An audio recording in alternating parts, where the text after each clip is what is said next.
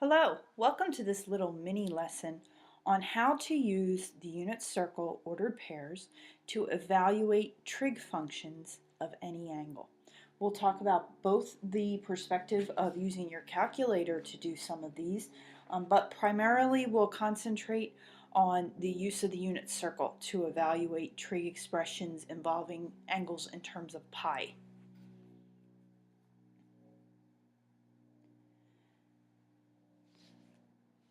So let's start once again with the unit circle, or really any circle I suppose it could be. And let's just talk about first where the trig ratios come from. I'm sure you've heard of these before. If you think about a circle and we were to impose a right triangle into it, we'll have the central angle centered at the origin.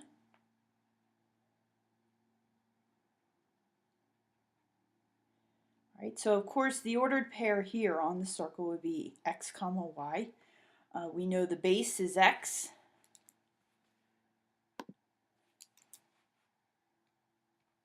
Height is y. Here's our angle theta that we'll be using as our reference. And we'll just refer to the hypotenuse as r, kind of the radius of the circle. So by the Pythagorean theorem then, of course, we know that x squared plus y squared will equal r squared.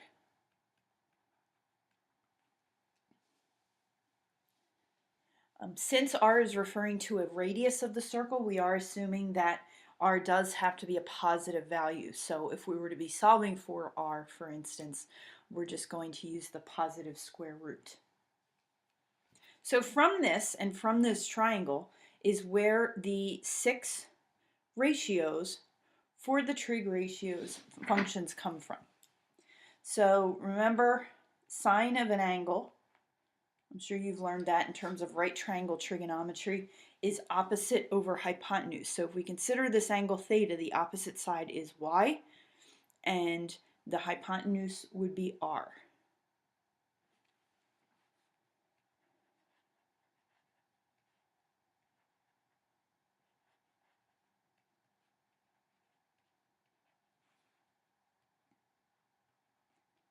Cosine, I'm sure you learned, is adjacent over hypotenuse.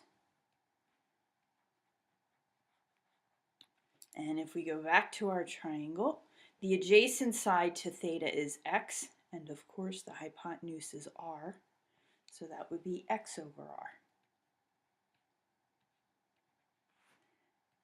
Tangent then, you know, is opposite over adjacent.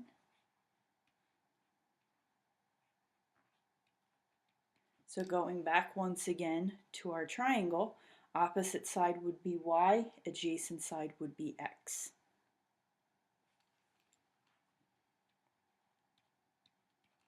So there are our 3 main trig ratios.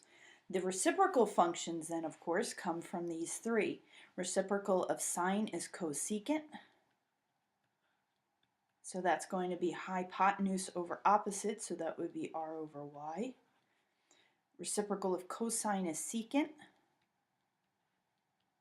That becomes r over x. And reciprocal of tangent is cotangent. Now, why these become important is that we're going to eventually relate these x, y, and r values to the unit circle ordered pairs that you learned about previously. So let's talk about the signs of the trig ratios and what is positive where. There's a lot of different acronyms to help you remember it. If you think in terms of x and y values, and we're going to think about those ratios that we just set up, over in the first quadrant, all right, of course our x values and y values are both positive. So if you think about all these ratios and how they involve x and y, and of course remembering r is always going to be positive, what ends up happening is in the first quadrant, all of our trig ratios are positive. So all are greater than 0.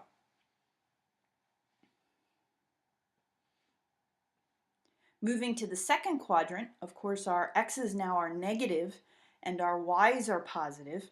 So if you think about the combinations of x, y, and r, so here in the second quadrant x would be negative, y would be positive, r is positive, so the only ones that end up being positive are anything that involve r's and y's. So in the second quadrant, the only ratios that are going to be positive are sine, and of course its reciprocal, cosecant. Right? They're the ones that are going to be positive there. Moving to the third quadrant, now we have our x's still being negative, but our y's are now negative. R, remember, remains positive, so going back to our ratios and thinking about what combinations would produce a positive ratio in the end, knowing that x and y are both negative and r's are positive, it ends up that tangent and its reciprocal, cotangent, are both positive.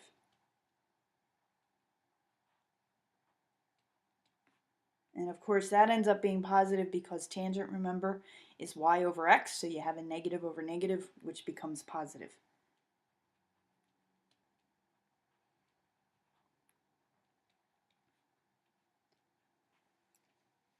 Finally, in the fourth quadrant, x's now are positive again, but y's are negative. So if you think of our ratios and what combinations would produce a positive fraction, knowing that x's are positive, y's are negative, and r's are positive, it ends up that cosecant, or cosine rather, and its reciprocal secant end up being positive.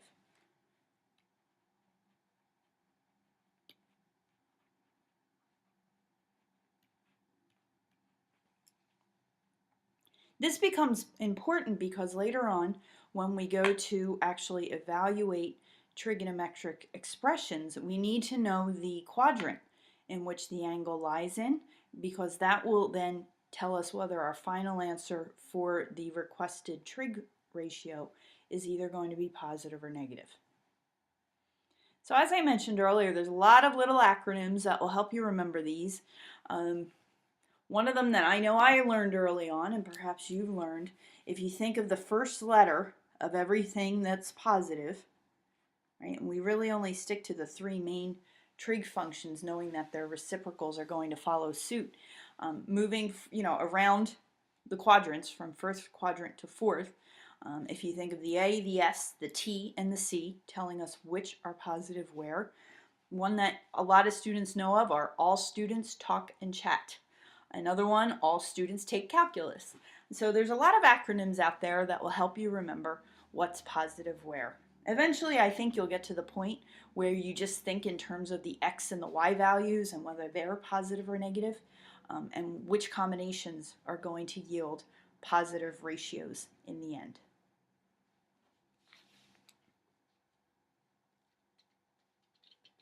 So another important idea that feeds into being able to evaluate trig expressions, and when we say evaluate them, we're pretty much talking about in your head without the use of a calculator, is something called reference angles.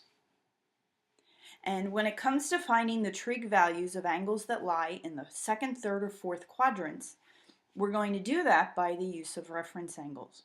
So by definition, an angle theta is if that's an angle in standard position. Remember, standard position means that its vertex is at the origin on the x and y plane.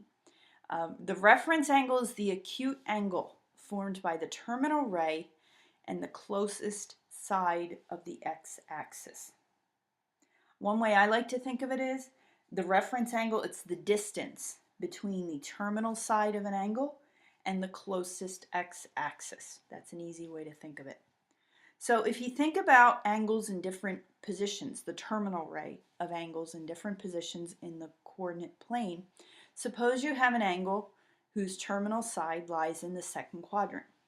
Well, then your reference angle is going to be the distance between where that angle ends and the closest x-axis. So that in this case would be the negative side of the x-axis. So to get your reference angle, you're just going to have to take pi, which would be right on the negative x-axis, minus whatever the angle is. Now we're assuming, of course, that we're working in terms of radians, in terms of pi. If you were in degrees, it would just be 180 degrees minus theta. Remember, in calculus, though, we typically will operate in terms of radians and angles in terms of pi. Now, if you envision an angle whose terminal side is in the third quadrant, again, think of the reference angle as the distance between where that angle ends and the closest side of the x-axis. So in order to find the reference angle in that case, you're going to have to take whatever angle it is you have and take away pi. All right, again, if you were in terms of 180 in degree measure, it would be your angle minus 180. If your angle lies in the fourth quadrant now, the closest side of the x-axis is now the positive x-axis. So when getting the distance there, positive side of the x-axis brings you back around full circle to 2 pi, and from that you take your angle. If you were in terms of degrees, it would simply be 360 minus theta. So we're going to be making use of reference angles as we determine and be able to figure out in our head how to evaluate a trig expression. So as I like to say, it's 3 easy steps. We're going to find the quadrant first in which the angle lies.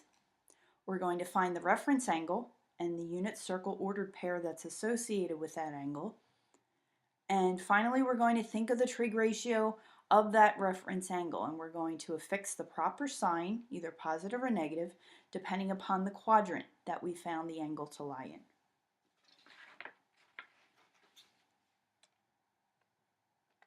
So let's work through a few practice examples. Suppose we wanted the cosine of 3 pi over 4. So that is in the second quadrant. Right? If you can always think of drawing yourself a picture if you'd like.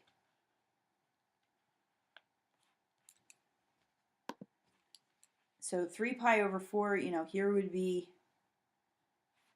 where the angle starts. 3 pi over 4 is going to be like right here. So in terms of our reference angle, this angle here is your reference angle. Right, now remember, this is pi over here, so our reference angle that we get is simply pi over 4. When you're dealing in angles in terms of pi, reference angles are really easy because it's always just going to be pi over the denominator. So we like those.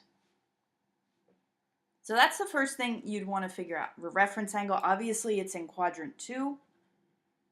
All right, and since we're finding cosine, we know from what we figured out before in terms of what is positive where, over in the second quadrant, cosine's negative.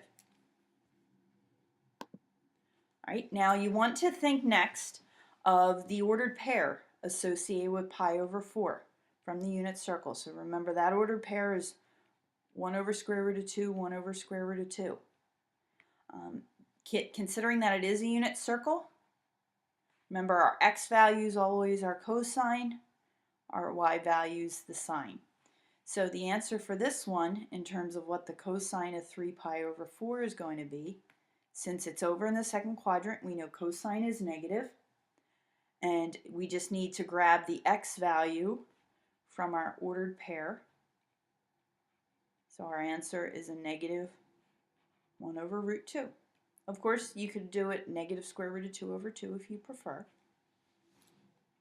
So it's really like you're piecing together little bits of information to eventually get you to the answer. The reason we can use the ordered pair from the unit circle, all right, remember how we talked about how everything on the unit circle is symmetrical. All right, pi over 4 is going to be this angle right here. So the ordered pair on that, for that, is going to be symmetrical to the ordered pair for 3 pi over 4, just that the x is negative. So we have a few more that will work out for you. Let's try the secant of 7 pi over 6. All right, so if we think about where that angle is located, it is going to be in the third quadrant.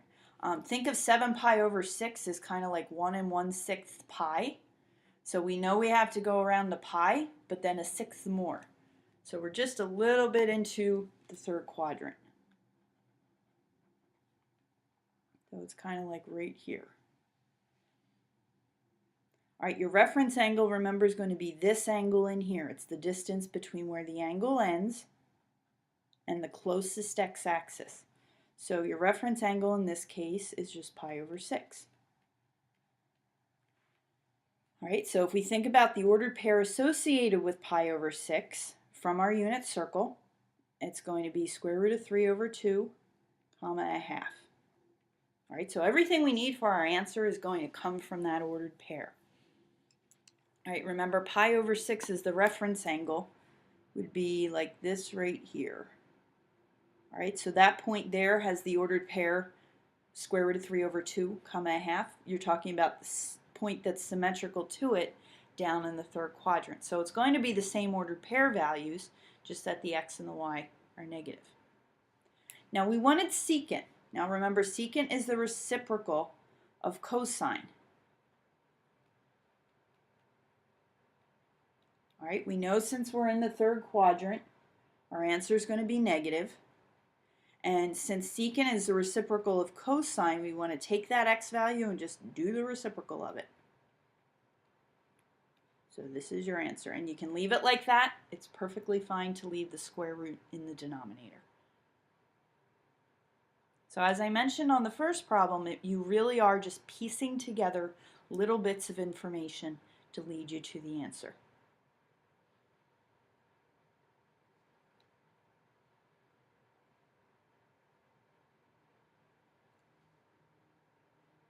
All right, let's do a negative angle.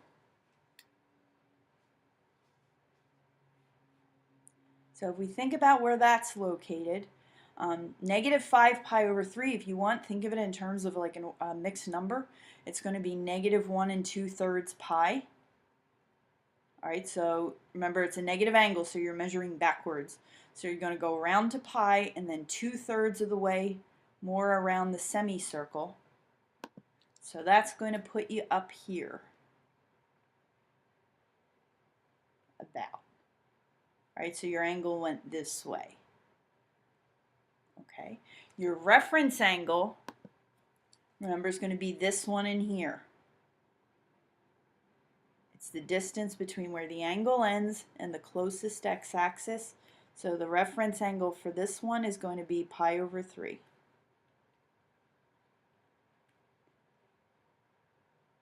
All right, so you think of the ordered pair for pi over 3. It's a half, comma, square root of 3 over 2.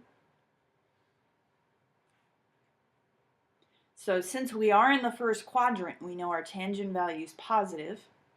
So when we want the tangent of a negative 5 pi over 3, right, remember tangent is y over x.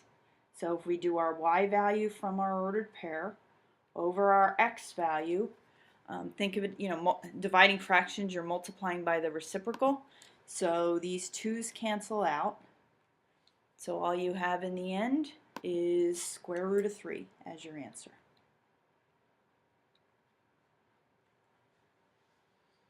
You might find it helpful to just go ahead and memorize your tangent values. I can list them for you quickly. If you think of just the reference angles that would be in the first quadrant, right, tangent of pi over 3, that's the one we really just found. That's square root of 3.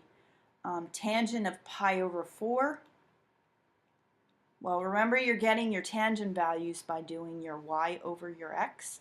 So for pi over 4, of course, those x and y values are the same. So that's just 1. Tangent of pi over 6 is 1 over square root of 3. Again, that comes from taking the y value over the x. So for pi over 6, you're going to have 1/2 over square root of 3 over 2, and that's where that comes from.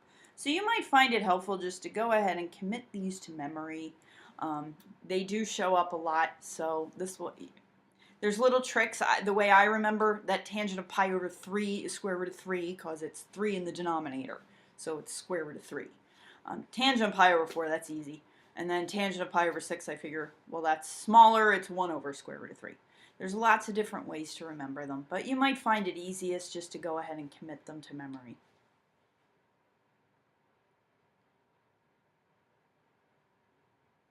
All right, let's try the tangent of negative 3 pi over 4. So I wanted to throw one of these in on purpose.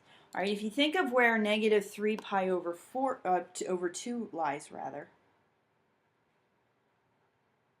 that is a quadrantal angle. It's up there. Okay. So when it comes to the quadrantal angles, we really don't think of those as having reference angles because it lies right on the axis. So if you just think simply of the ordered pair that would be up there on the unit circle, we know it's 0, 1. So even though it doesn't have a reference angle, we can still use that ordered pair to get our answer. All right, so it lies on the positive y-axis. Remember, in order to get tangent, we're doing y over x. So we have y over x. But we know, of course, that a 0 in the denominator makes the fraction undefined. So you can say that it does not exist. You can say undefined. A few different ways to express it. DNE, does not exist, is one that we use in calculus a lot. So it is possible that you could get an answer such as these.